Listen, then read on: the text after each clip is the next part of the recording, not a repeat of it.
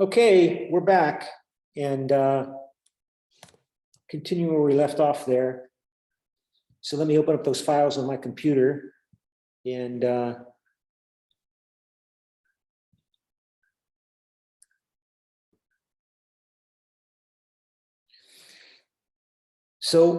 that's what we're arguing, that if we're suggesting that fascism is on the rise, that implies that we're seeing a world in which the societies of the nation states, in particular, like Russia, China, United States, are becoming more and more polarized between those elements that benefit from globalization and are doing well in an environment like you speak Spanish and English, and you're studying Korean, and the people that are taking these classes, your globalization is a wonderful thing. But then there's the large group of population within Mexico or the United States or Russia or China that sees a threat from, it's not benefiting for whatever reason, view themselves as being unfairly excluded from the benefits of a society ruled by authorities that want to focus on globalization and cosmopolitan diversification and diversity. And the way, for example, Trump supporters describe Hillary Clinton and George Soros, globalists who are concerned about the well-being of planet Earth, and rather than being mostly concerned with the well-being of typical good Americans, whatever those are, that support immigration and free trade. And of course, those people, they like their global careers with their travel internationally and working in multinational contexts. But the rest of us are increasingly feel like we're being left behind. But what is America? America is for Americans. Germany is for Germans. Russia is for Russians. And we know what a Russian is. And a Russian is not somebody who becomes a basically de facto European, mimicking and aping European attitudes and rhetoric in promoting gay rights. And you know the rhetoric, right? Very emotional, very demagogic rhetoric, very simplistic rhetoric, very emotional rhetoric. And there's this big out movement of people away from Russia, like we saw in Germany. Lots of people leaving Russia by the thousands to go to Armenia, Armenia or Georgia, and to escape this regime. People that speak international languages, computer software engineers, programmers, to escape this increasingly ugly nationalist regime within Moscow.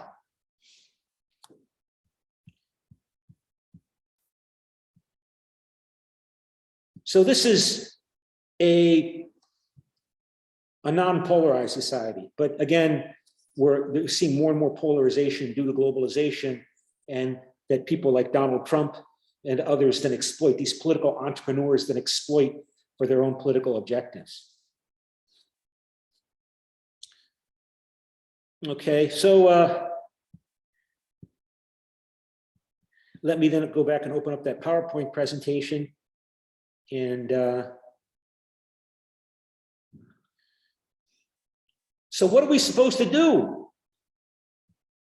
Okay, what's the benefit of doing this kind of analysis? We want to prevent World War III, right? We want to lessen violence. The European Union is supposed to be a peace strategy for Europe.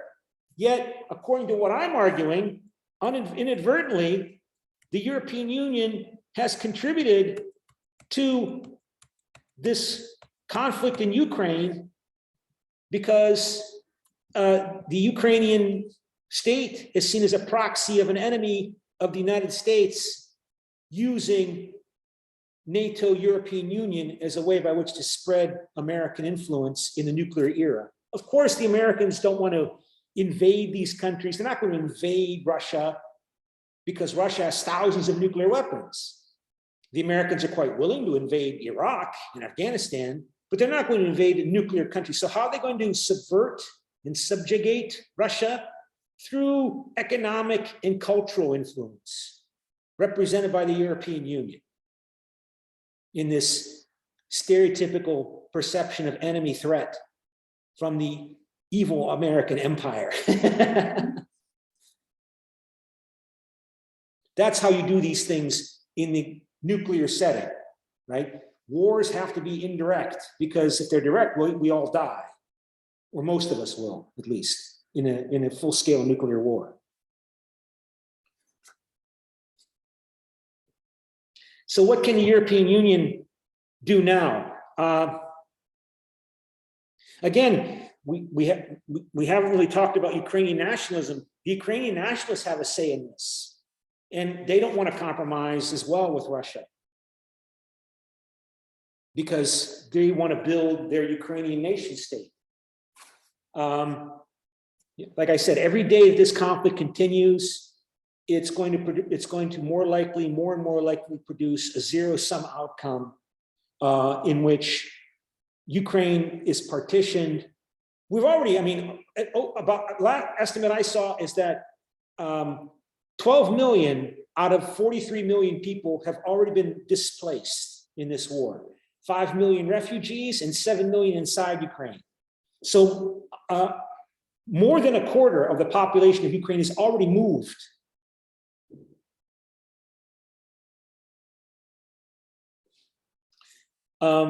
If this Russian regime becomes more and more nationalistic, it's more and more likely going to make a renewed push for Kiev.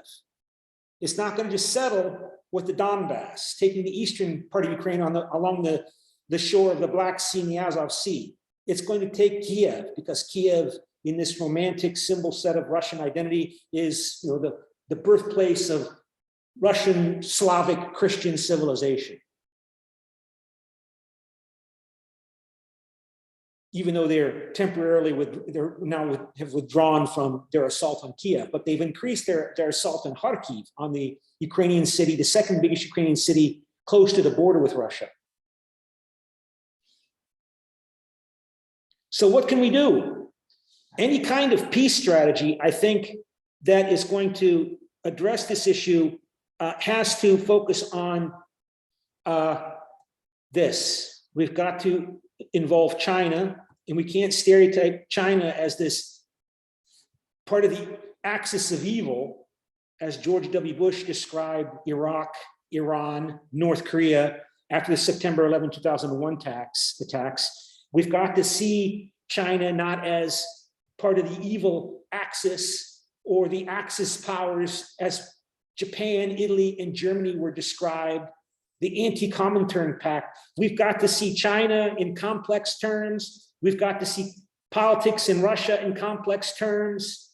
We've got to see what we can do to persuade Beijing, or get Beijing along with probably the United Nations Security Council, because that's where Beijing is represented.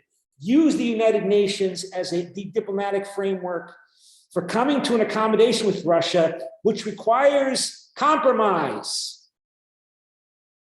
And again, the Ukrainian government is going to refuse to compromise, because they're now dominated by Ukrainian nationalism. Can you hear me?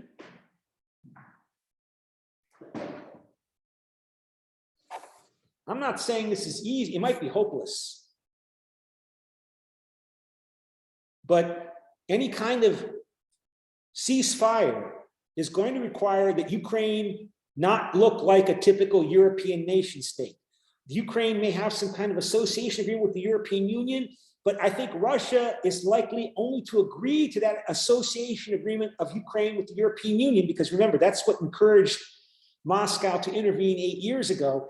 If Russia also and Belarus also are given an association agreement with the European Union,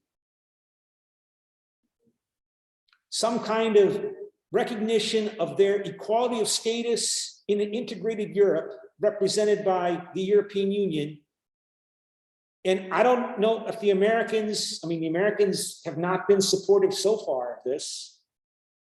They opposed little Serbia being treated as an equal actor, equal status actor 25 years ago when Yugoslavia was breaking up.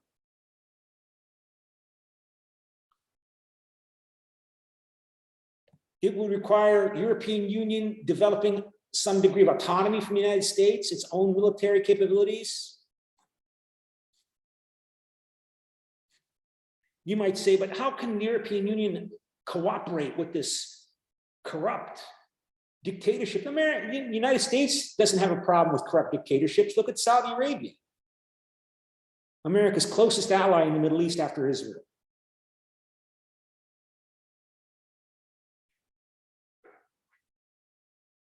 And all of Saudi Arabia's money.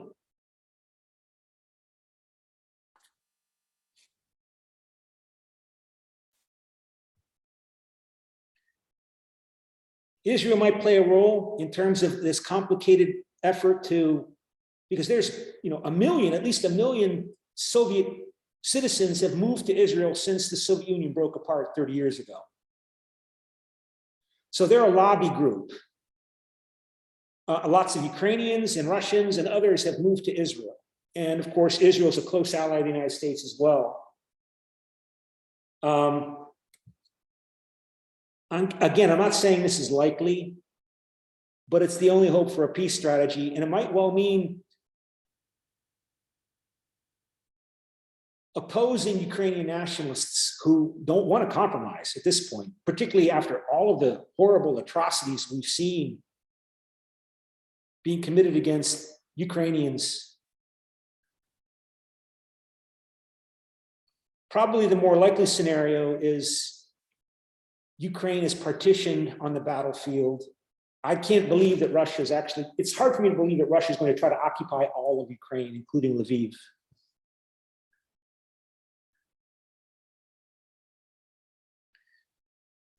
Maybe that's an important point to make out.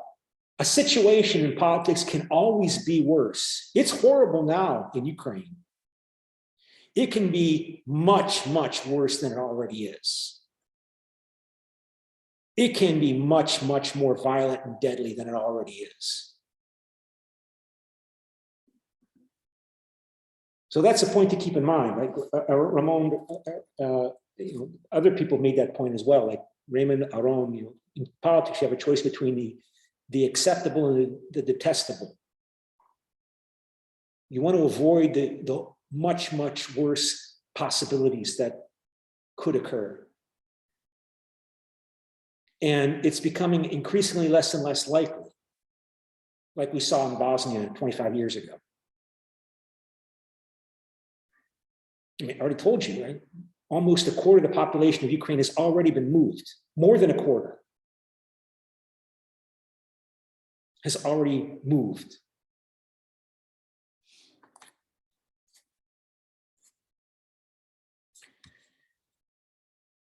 So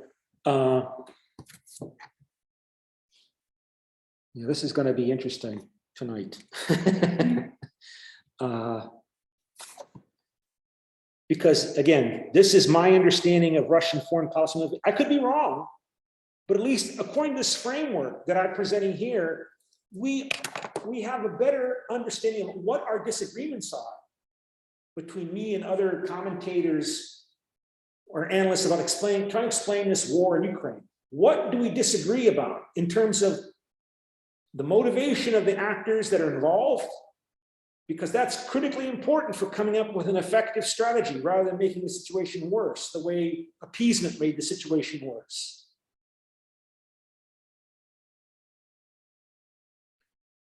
At the same time, I know countries change. If Russia is really successful in Ukraine, it could become more populist and more nationalistic and change in a more aggressive direction towards maybe the Baltic states.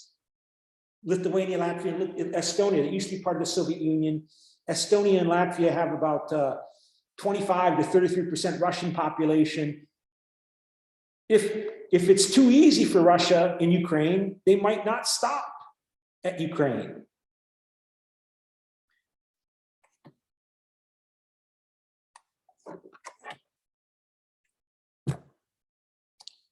Okay, so let me go back to the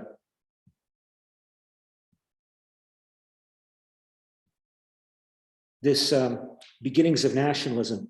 Remember, we all have multiple groups with which we self-identify. You know, and I've done this before, I think, in this class. Describe me, and I asked you to describe me, and you said I was D. Dominicez, and I'm a professor, I'm an American, I'm an Italian American, I'm from Ohio, I'm Catholic, and so on. Some of these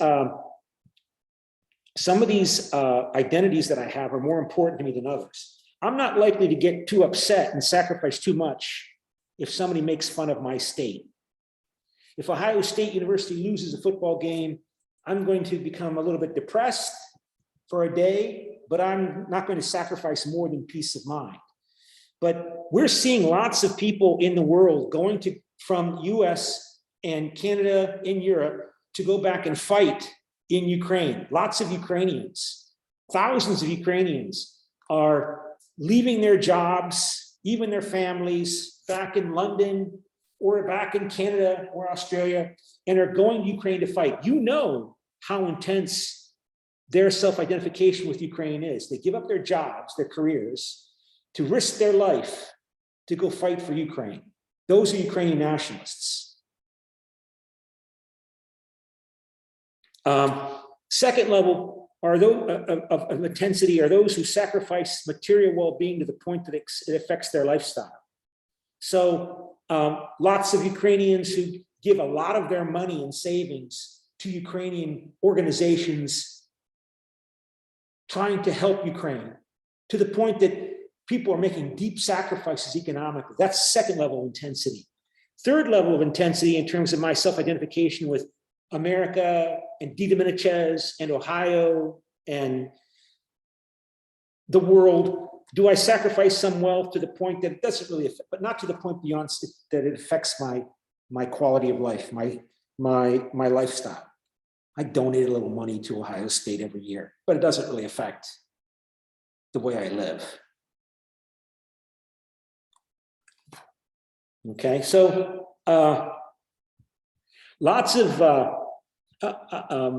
remember when the war in Yugoslavia was happening over Kosovo. Oh, we're out of time. Okay, so, well, we have to stop there because I got to get out of this room because there might be another class coming. So we'll stop there, and I will see some of you in my office today or on Zoom, and then see you on Monday. Okay? Bye.